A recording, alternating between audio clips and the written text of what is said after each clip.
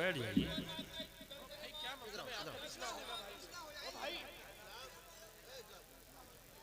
अब तकरीर करूं कि इस्लाह करूं? ऐ महबूब, ऐ मेरे प्यारे, जी आप फरमा, रब फरमा रहा है अपने हबीब से, कुल ऐ महबूब, ऐ मेरे प्यारे, ऐ मेरे हबीब, आप कह दें। क्या कह दें? कि मैं तबलीग रिसालत के लिए कोई उजरत तुमसे तलब नहीं करता।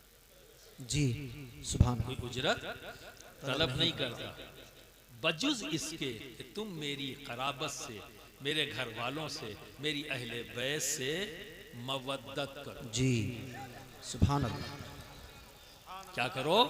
मवद्दत। मोहब्बत न कहना, मवद्दत। जी हाँ, खाली मोहब्बत कह दोगे तो बात मुकम्मल नहीं। जी मवद्दत कौन कह रहा है? रब। किससे कह रहा है? अपने हबीब, अपने महबूब से। कहने के लिए अपने महबूब से कि मेरी कराबत से, मेरे घर वालों से मवद्दत करो। इस आयत करीमा का शान नुज़ूल ये है कि सरकार हर वक्त एक ही काम है, उम्मती उम्मती उम्मती। जी सुभान अल्लाह। शब हो या दिन का वक्त, रात के अंधेरों में भी सरकार खड़े हो जाते अपने रब की बारगाह में और रो रो कर अपने रब की बारगाह में यही कहते, रब हबली उम्मती, रब हबली उम्मती, रब हबली। अल्लाह और ज़ारो कतार रोते, इतना रोते कि आपके मुंह मुबारक के साथ साथ कुर्ता भी आपका नम हो जाता था आंसुओं से, जी पैरों में सूजन आ जाती।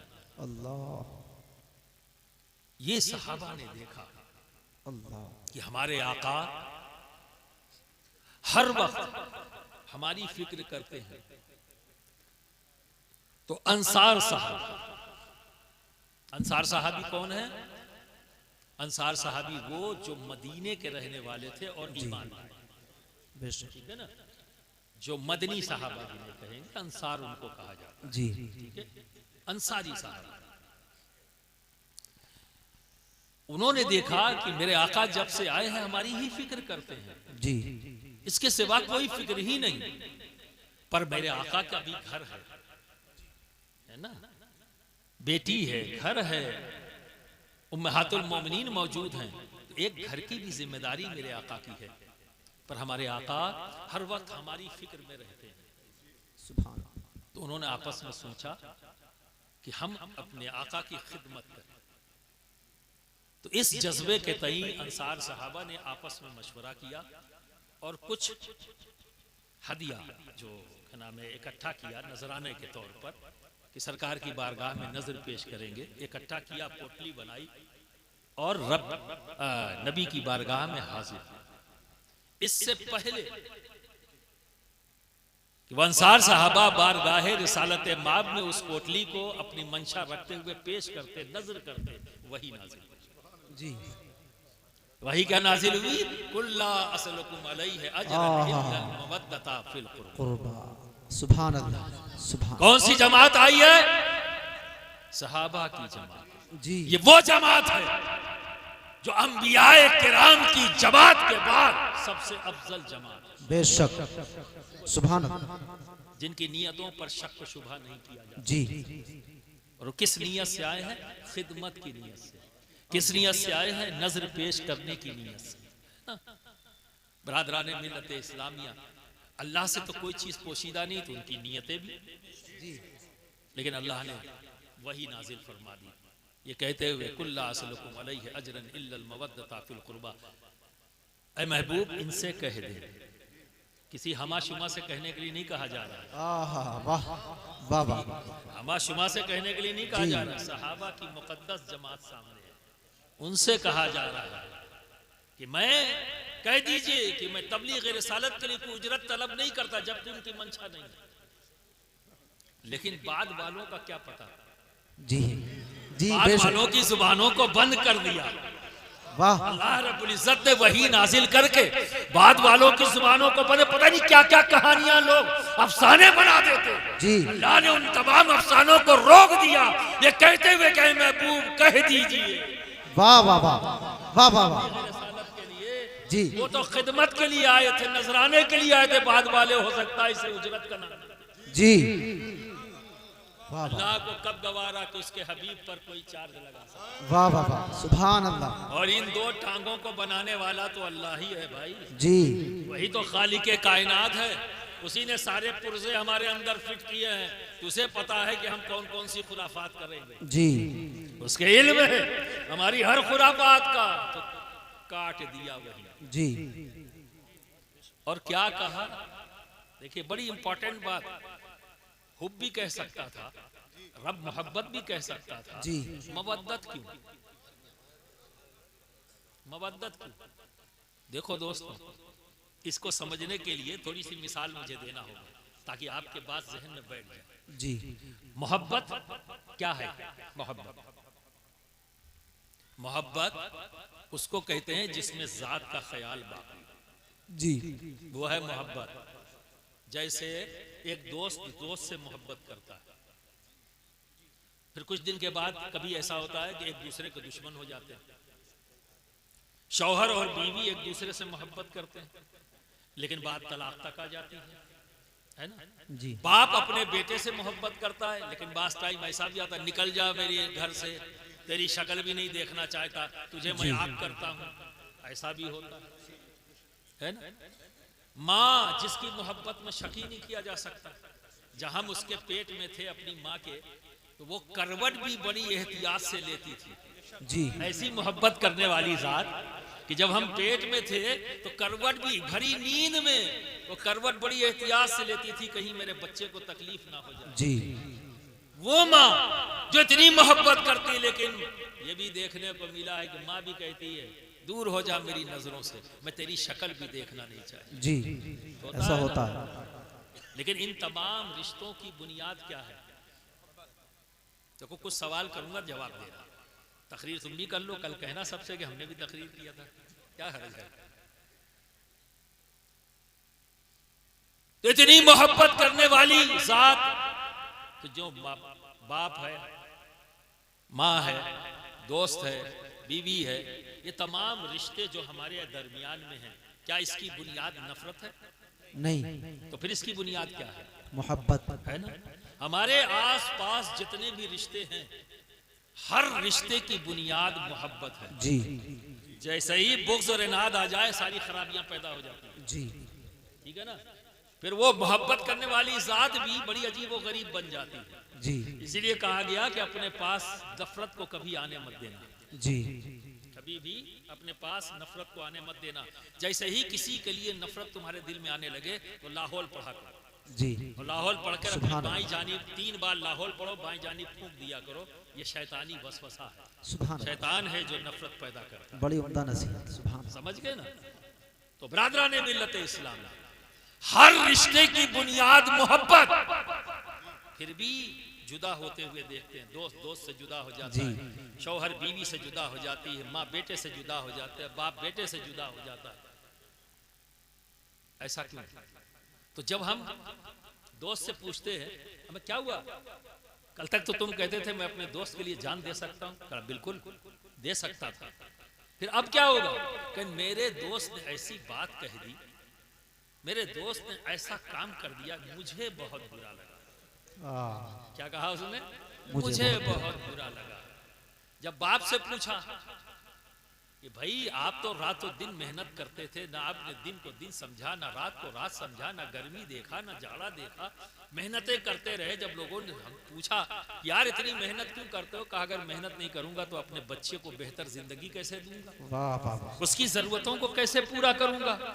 तो जिसके लिए तुम रातों दिन मेहनत करते थे, आज अचानक उसी बेटे को तुम आग कर रहे हो, नजरों से दूर कर रहे हो, घर से निकाल रहे हो, क्या वजह? तो बाप भी एक ही जवाब देता नजर आता है, मेरे बेटे ने ऐसा काम कर दिया, मेरे बेटे ने ऐसा कर दिया कि मुझे बहुत बुरा लगा। जी क्या जवाब आया? मुझे बहुत बुरा मुझे लगा। बहुत बुरा लगा। माँ से पूछा क्या है माँ, तूने तो करवट भी बड़े संभल के लिया कि बेटे को तकलीफ ना हो। ऐ माँ, तूने अपने खून को दूध बनाकर उस बच्चे के रगों में दौड़ाया। जब वो बच्चा था तो गहरी नींद में थी, हल्की सी आवाज भी उस बच्चे की निकल गई तो तू तड़प कर उठ गई। तूने अपनी नींद की परवाह नहीं की। आखिर ऐसा क्या हो गया? आज उसी बच्चे को कह रही है दूर हो जा मेरी नजरों से, तेरी शक्ल भी नहीं देखना चाहती। तो माँ का भी जवाब यही आता है, मेरे बच्चे ने ऐसा काम कर दिया, मेरे बच्चे ने ऐसी बात बोल दी जो मुझे बहुत बुरी लगी। जी है ना, मुझे बहुत बुरी लगी। बीवी से पूछा, अरे भाई तुम्हारा तो सरताज था, बहुत बहुत पूरी जिंदगी का साथी था, तूने उसके लिए अपना घर बार छोड़ दिया, माँ बाप छोड़ दिए, भाई बहन छोड़ दिया, अपनी सहेलियां छोड़ दी, इतनी कुर्बानी एक जात के लिए दिया, सब कुछ छोड़ दिया खुशी खुशी एक के लिए। आखिर ऐसा क्या हो गया कि तू उसे ही छोड़कर जा रही है? कहा बिल्कुल मैंने छोड़ा है, सब कुछ छोड़ा था, पर मेरे शौहर ने ऐसे काम कर दिया, ऐसी बात कह दी, मुझे बहुत बुरी लगी, मुझे बहुत बुरी लगी। शौहर से पूछो तो वही जवाब देता है कि तूने अपनी सारी कमाई एक एक रुपया जोड़ा, मेहनत किया और लाके खुशी खुशी अपनी बीवी को दे दिया, लो रखो, इसका जैसे चाहो इस्तेमाल करो। जहाँ कहीं एक एक रुपया जोड़ते हो किसी को जल्दी देने के लिए तैयार नहीं, उधार देने को तैयार नहीं, लेकिन वहाँ बड़े हंसते हुए ले जाके दे आए। अम्मा आखिर बात क्या है? अपना पूरा घर उसके हवाले कर दिया, अपने बच्चों को तुमने उसके हवाले कर दिया, परवरिश की सारी जिम्मेदारियां तुमने दे दी, अपनी इज्जत उसके हवाले कर दिया। आखिर ऐसा क्या हो गया कि आज तुम तलाक की मंजिल तक पहुंच गए?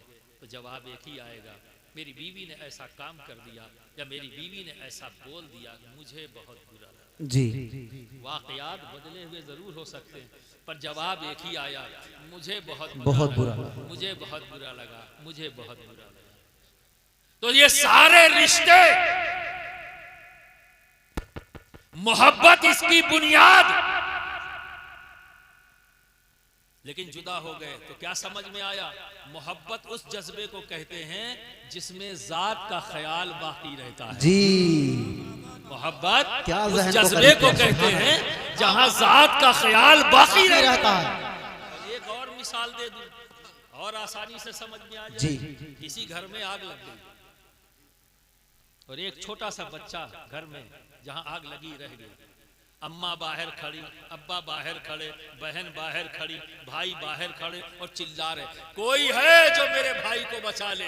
बहन भी कह रही है मेरे भाई को बचा ले, भाई भी कह रहा है मेरे भाई को बचा ले, माँ कह रही है मेरे बेटे को बचा ले, बाप कह रहा है मेरे बेटे को बचा ले। जा नहीं रहे, बचा ले की सदा बुलंद कर रहे, जी जा नहीं रहे। क्या बात है, वाह, कोई है जो बचा ले, जा नहीं रहे क्योंकि हम भी जल जाएंगे।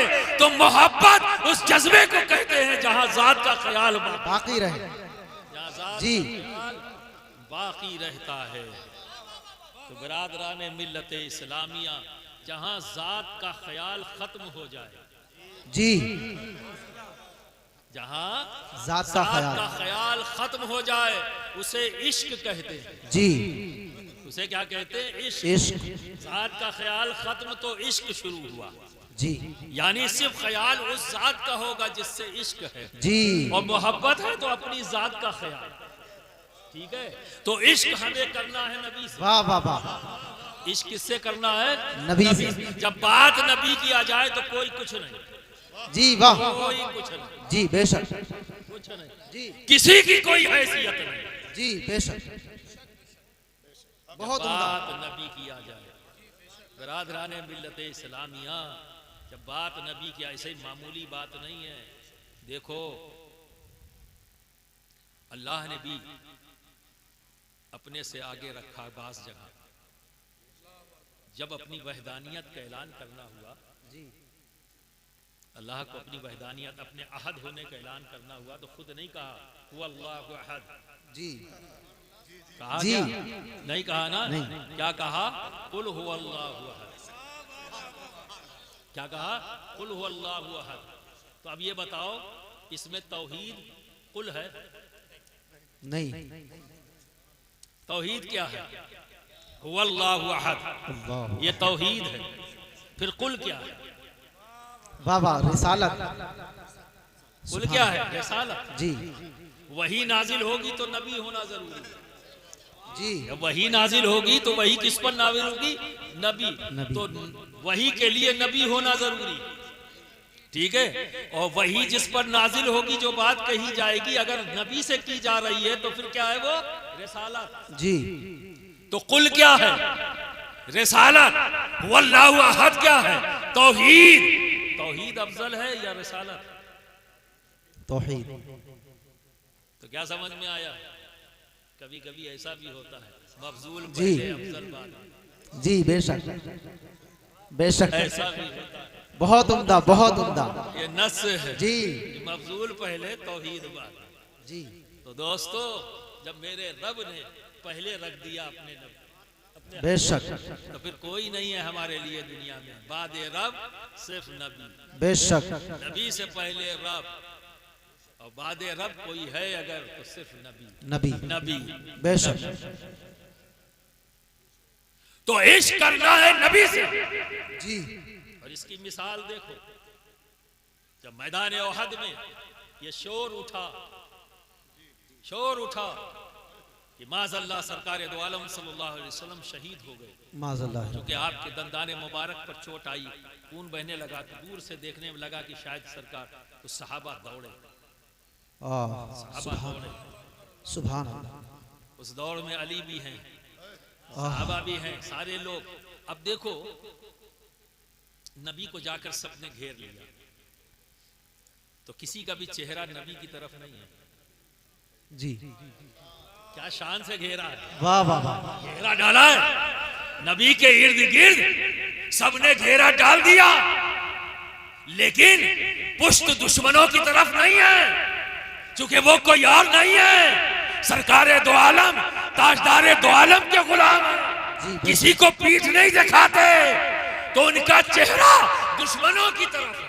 जी पुश्त जो है नबी की तरफ, चारों तरफ से घेर लिया कि तीर अगर दुश्मन के आए तो पुश्त पर नहीं, हमारे सीनों पर। अल्लाहु अकबर, सुभान अल्लाह। तो बज़ाहिर मौत सामने खड़ी है, लेकिन उन सहाबा को देखिए।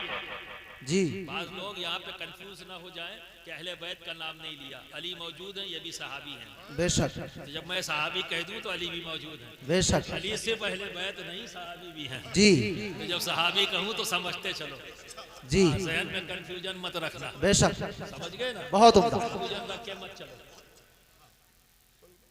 तो चारों तरफ से घेर लिया, सीना दुश्मनों की तरफ है, तीर आ सकते हैं, खंजर आ सकता है, भाले बर्छियां आ सकती हैं, और अटैक हुआ, लेकिन सब सीने पर। बज़ाहिर मौत, किसी को भी अपनी जान की परवाह नहीं। अगर परवाह है तो नबी की परवाह है। इसको इश्क कहते हैं। सुभान अल्लाह। जब अपनी जात का ख्याल खत्म हो जाए तो वो इश्क है। वो इश्क है। दोस्तों, हज़रत बिलाल नंगी पीठ, तपता हुआ सेहरा, जहां आज भी 50-55 डिग्री सेंटीग्रेड टेम्परेचर हो जाता है, हाथ में ले लो रेत को तो हाथ में आबले पड़ जाए। हज़रत बिलाल को तपते हुए रेत पर नंगी पीठ लेटाल दिया गया। थोड़ा बहुत हिल भी नहीं सकते, क्योंकि सीने के ऊपर भारी पत्थर रख दिया गया। इतना भारी पत्थर की पसलियां चटक गई हज़रत बिलाल पे, और नेज़ों से आपके जिस्म मुबारक को चुभोया जा रहा है, जख्म दिए जा रहे हैं। और क्या कहा जा रहा है कि नाम मोहम्मद मत लो, सल्लल्लाहु अलैहि वसल्लम, नबी का नाम मत लो। बिलाल चुप हो जाते, दिल से नाम लेते, मुंह से ना लेते। जी अगर मोहब्बत होती, वाह, अगर नबी से फकत मोहब्बत होती तो क्या सोचते, यार इस अजाब से बच जाओ, दिल में तो मोहब्बत मेरे है, ये जुबान से नहीं लूंगा। जी, लेकिन बिलाल इनकार कर रहा है, मैं तो नाम लूंगा, नबी का नाम लूंगा, या मोहम्मदा या मोहम्मदा या मोहम्मदा कहता रहूंगा, रुकूंगा नहीं। क्यों? क्योंकि बिलाल को नबी से मोहब्बत नहीं, नबी को से बिलाल को इश्क है, अपनी जात का ख्याल नहीं। सुभान अल्लाह, सुभान का अल्लाह। ख्याल है, न तपती हुई रेत का ख्याल है, न नेज़े जो चुभ रहे उसका ख्याल है। सुभान ये अल्लाह, है मुकाम सहाबा का, ये है उनकी मोहब्बत, उनके इश्क सुभान का। अल्लाह, सुभान ये अल्लाह। दर्स दिया है साहबा, ये दर्स दिया है साहबा ने हमें बेशक कि नबी की जात से हमें कैसा ताल्लुक रखना है। सिर्फ जबानी नहीं, अमल करके देखा। जी, वहद के जंग वहद में, गज़वे वहद में मैदान में दिखा दिया। बिलाल ने तपती हुई रेत पर लेट कर दिखा दिया। जी, हजरत अम्मार बिन यासिर की अल्लाह अल्लाह हजरत अल्लाह। अम्मार बिन यासिर के वालिद ने, दोस्तों, दोनों तरफ से रस्सी पैरों में और हाथों में रस्सी बांधकर ऊंटों से खींचा जा रहा है, लेकिन जबान पर अगर कोई लफ्ज है तो या मुहम्मदा, या मुहम्मदा, या अल्लाह मुहम्मदा। अल्लाह अल्लाह। चाहते नाम न लेते, यही तो कह रहे थे कुफारा ने मक्का कि मोहम्मद सल्लल्लाहु अलैहि वसल्लम का नाम मत लो, जी, उनको मत पुकारो, उनका जिक्र मत करो। अगर खाली मोहब्बत होती तो खामोश हो जाते, अपनी जात की फिक्र करते कि अपनी जान बचा लें। लेकिन दोस्तों क्या किया जाए, उन्हें मोहब्बत नहीं, फकत उन्हें इश्क इश्क था। और जब इश्क हो जाता है तो अपनी जात की फिक्र खत्म हो जाती है। जी, सुभान अल्लाह। अब दोस्तों दो बातें तो क्लियर हो गई। मोहब्बत जो हम करते हैं, जी, हमारे तमाम रिश्तों की बुनियाद मोहब्बत है, जी, लेकिन अपनी जात का ख्याल बाकी रहता है। जब जात का ख्याल खत्म हो जाए तो उसे इश्क इश्क। कहते हैं। ठीक है, अब दो बातें तो आ गई। अब मोहब्बत क्या है? वाह, दो बातें तो आ गई, जी, दो बातें तो आ गई। तो अगर मवद्दत को मोहब्बत कह दें तो ए परवरदिगार आलम, फिर अल्लाह ने मवद्दत ही क्यों, फिर मोहब्बत ही कह देता। जी, जी, जी, बहुत बहुत खूब। मवद्दत लाने की क्या जरूरत? तो गोया रब ये बता रहा है जो तुम मोहब्बत करते हो मवद्दत वो नहीं है। जी, और कोई मोमिन नहीं हो सकता उस वक्त तक जब तक कि हर शय से ज्यादा, तो दुनिया में दोस्तों हम अपनी जान से ज्यादा किसी को नहीं चाहते, जी, है ना, किसी को नहीं चाहते। जो अपनी जान से बेपरवाह हो जाए उसी को इश्क कहते हैं। जी, बेशक। वो नबी से है, जो शर्त है ईमान की। एक अकमल ईमान उसी के पास है जो किसी भी शय से ज्यादा नबी को चाहे। अगर उससे कम है तो ईमान अकमल नहीं। तो एक मोमिन अकमल तब होगा, उसका ईमान अकमल तब होगा जो अपने नफ्स से ज्यादा नबी से मोहब्बत, इसी को कहते हैं, बेशक। इसी को कहते हैं इश्क। तो दोस्तों मोहब्बत भी क्लियर हो गई, इश्क भी क्लियर हो गया, तो मवद्दत तो इसके बीच में है ना, क्योंकि इश्क से आगे जा नहीं सकते कि बात नबी की है और जी। नबी से आगे कोई है ही नहीं। बेशक। जी, नबी से आगे कौन? नबी से सब है, नबी से आगे नहीं तो सिर्फ रब है, बेशक। रब है उसके बाद नबी। तो वहां बीच में दरमियान में कोई नहीं, अल्लाह और उसका जी। रसूल, अल्लाह और उसका बेशक। रसूल। ठीक है ना। अब आइए इधर, हम हैं और नबी, बेशक। तो हम हो गए मोहब्बत वाले और नबी से रिश्ता इश्क वाला हो गया। अब नबी और हमारे दरमियान है मवद्दत, बेशक। दरमियान है मवद्दत। तो फिर अगर इसे मोहब्बत कहना है तो क्या कहोगे? गैर मशरूत मोहब्बत, बेशक। Unconditional love. जी, बेशक। बेशक। ये है मवद्दत, कोई कंडीशन नहीं लगा सकते। अहले बैत से मोहब्बत करना है, कोई कंडीशन नहीं। जी, वाह वाह वाह वाह वाह। फला बुरा मान जाएंगे इसलिए नाम नहीं लेंगे, जी, वाह।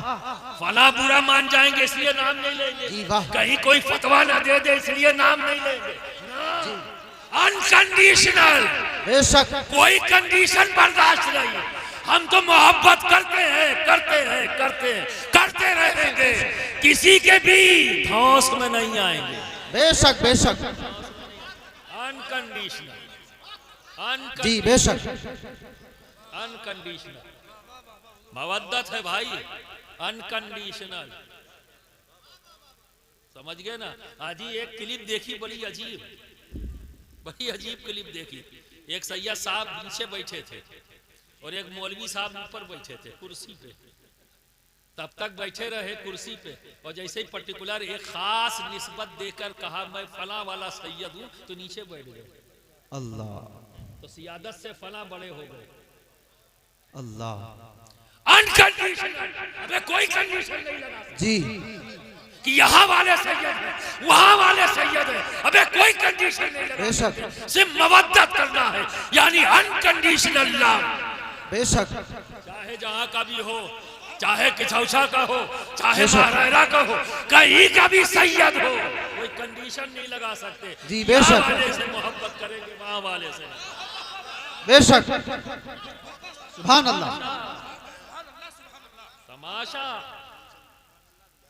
बिरादरान मिल्लत इस्लामिया, अनकंडीशनल लव। और जरा देखो तो सही, जिनसे अनकंडीशनल लव के बारे में कहा गया है उनका कैरेक्टर तो देखो। यार कैसे लोग हैं। हजरत इमाम ज़ैनुल आबिदीन, इमाम ज़ैनुल आबिदीन, अनकंडीशनल लव किससे करें यार? ऐसा होना भी चाहिए ना।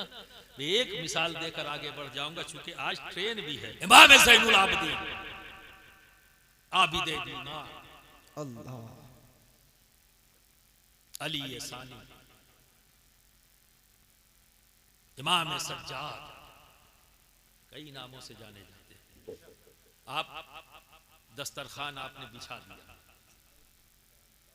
तो अहले बैत के दस्तरखान तो हमेशा वसी रहे, बेशक खुद भूखे रहे और अपने दस्तरखान पर हजारों को खिलाते रहे। सुभान अल्लाह। हमें किससे मवद्दत करें? ऐसों से ना करें तो किससे करें? जी हमें रोटी चोरों से मवद्दत करें?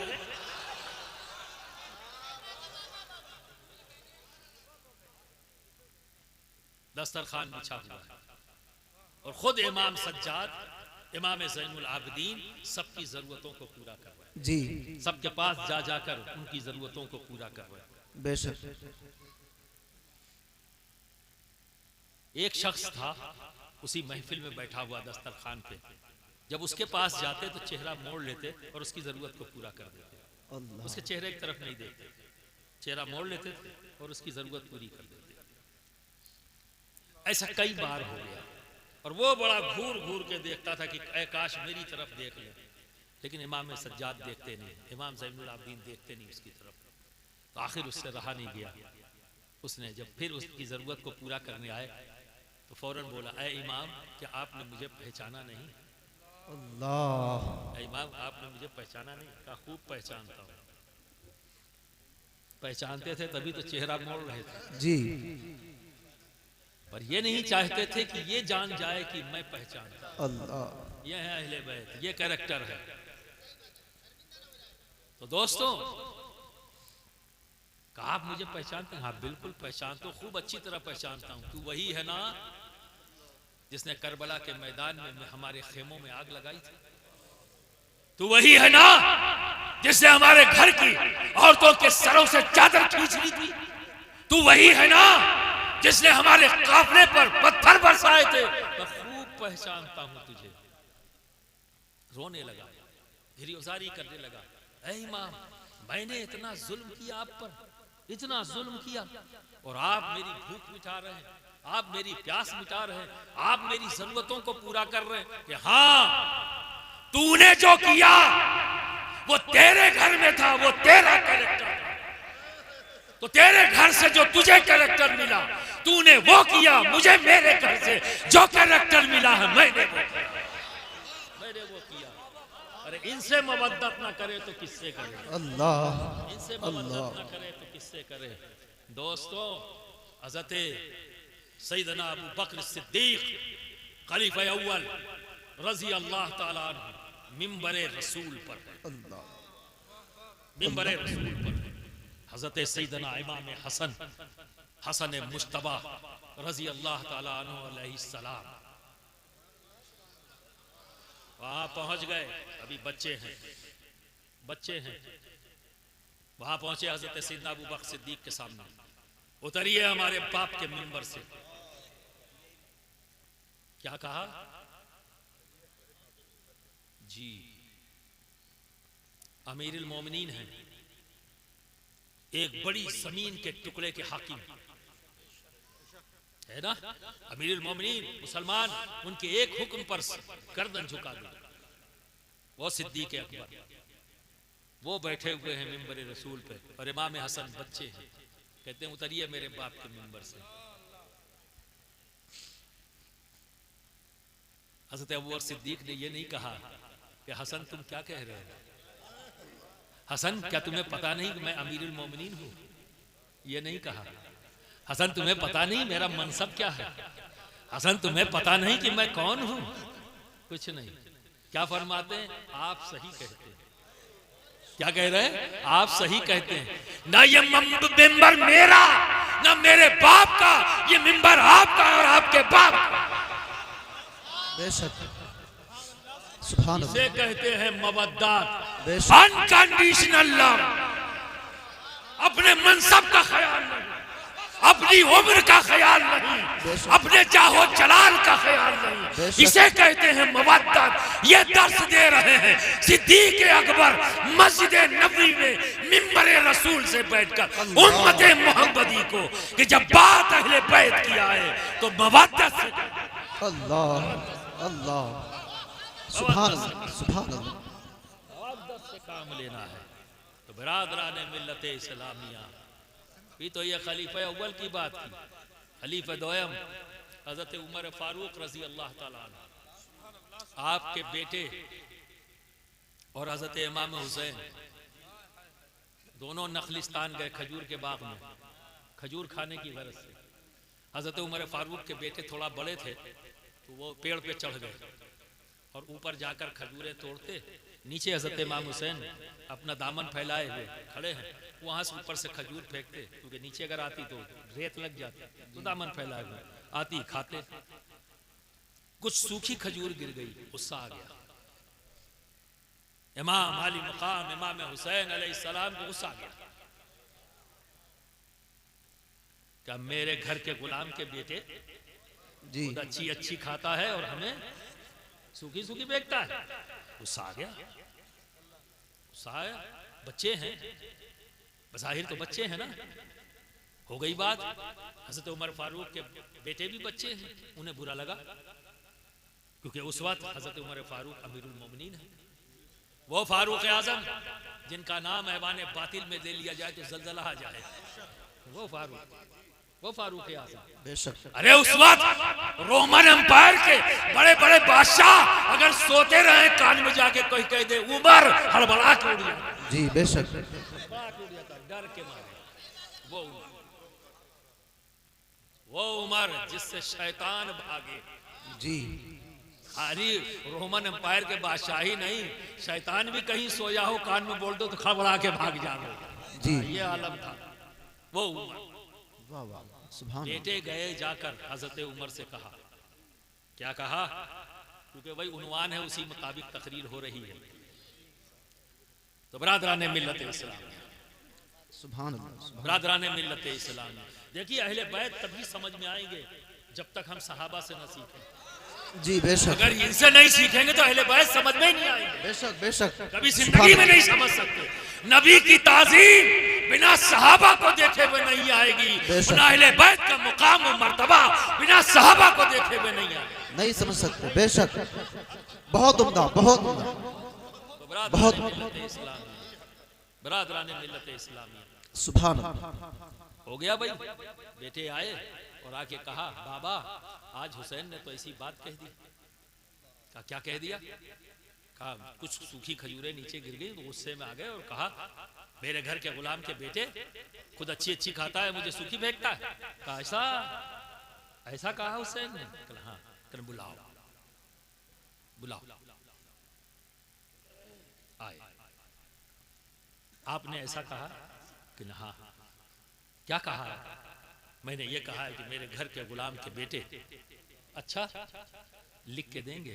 अल्लाह, वाह वाह, मवद्दत, मवद्दत, मवद्दत, सुभान अल्लाह। अरे जिसके नाम से रोमन एम्पायर कांपे, जी, जिसके नाम से शैतान कांप जाए, बड़े बड़े हेकड़ी वाले कपकपी छूट जाए, पेशाब निकल जी, वो उमर जब इमाम हुसैन के सामने है तो पूरी उम्मत को दर्श दे रहे हैं। अल्लाह, सुभान अल्लाह, सुभान अल्लाह।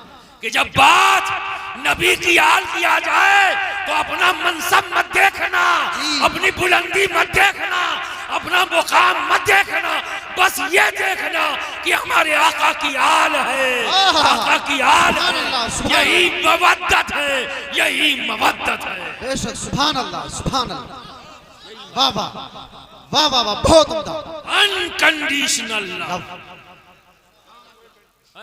जवाब नहीं, वाह वाह वाह, अहले बैत का जवाब नहीं, अनकंडीशनल लव। तो बिरादराने मिल्लत इस्लामिया, बस इतना जान लो, हम आपस में जो करते हैं वो मोहब्बत है। अहले बैत से हमें मवद्दत करना, यानी अनकंडीशनल, कंडीशन मत लगाओ, अनकंडीशनल, और नबी से इश्क करना है। बेशक। और एक बात जान लो, ये जितने फितने और फसाद फैलते हैं, ना इत्तेफाकियाँ पैदा होती हैं। दो लफ्ज बहुत बोले जाते हैं, एक नासबी, एक राफजी। कोई किसी को नासबी कहता है, कोई किसी को राफजी कहता है ना। अगर ज्यादा कोई अली अली कर दे तो एक फर्द, एक ग्रुप कहने लगा हाँ शिया हो गया, है ना, ये होता है। और अगर कोई अबू बकर, उमर उमर, उस्मान उस्मान करने लगे तो फिर एक ग्रुप कहता है ये नासबी हो गया। जी, देखो कैसी अजीब बात, वाह क्या उम्दा सबक है, कैसी अजीब बात। अगर कोई सिद्दीक सिद्दीक कहे, उमर उमर करे, उस्मान उस्मान करे, तो कहने वाले कहने थे ये नासबी हो गए। और कोई अली अली करे, हसन हसन करे, हुसैन हुसैन करे, तो कहने शिया हो गए। अजीब बात है।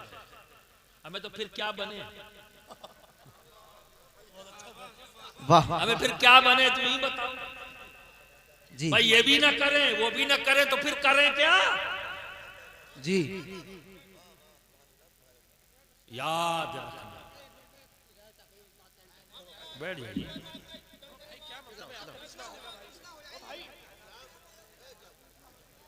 अब तकरीर करूं कि इस्लाह करूं? तो याद रखो, अच्छी तरह से याद रखो, इस बात को अपने जहन में बैठा लो। बेशक, मोहब्बत की बुनियाद पर न कोई नासबी है, न कोई राफजी है। जी बेशक, राफजी वो है जो सहाबा से बुग़्ज़ इनाद रखे, जी वो राफजी है जो अहले बैत से बुग़्ज़ इनाद रखे, वो नासबी है। मोहब्बत की बुनियाद पर न कोई नासबी है, न कोई राफजी है, बुग़्ज़ इनाद की बुनियाद पर राफजी और नासबी है। जी बेशक, जो अहले बैत से बुग़्ज़ रखे वो नासबी है, जो सहाबा से बुग़्ज़ रखे वो राफजी है। बेशक, ये पैगाम याद रखना, बेशक, अच्छी तरह से याद रखना। बेशक, कोई अली अली करने से राफजी नहीं होगा, ना कोई सिद्दीक सिद्दीक कहने से नासबी। बेशक, बेशक, इनसे बुग़्ज़ रखने वाला नासबी भी हो सकता है, राफजी बेशक, बहुत उम्दा, राफजी। बहुत उम्दा, इस बात को, इस पैगाम को याद रखना। बेशक, इस पैगाम को याद रखोगे, कोई तुम्हारे दरमियान शैतान सिफत आदमी फितना नहीं डाल सकता। इंशाअल्लाह। क्योंकि शैतान को ये मत सोचना, अगर मैं पूछूंगा सब लोग इनकार करोगे, शैतान से मुलाकात हुई आपकी? सभी कहेंगे नहीं है। और झगड़ा कौन कराता है? देखो, फितना कौन डालता है? शैतान। इख्तलाफ कौन पैदा करता है? शैतान।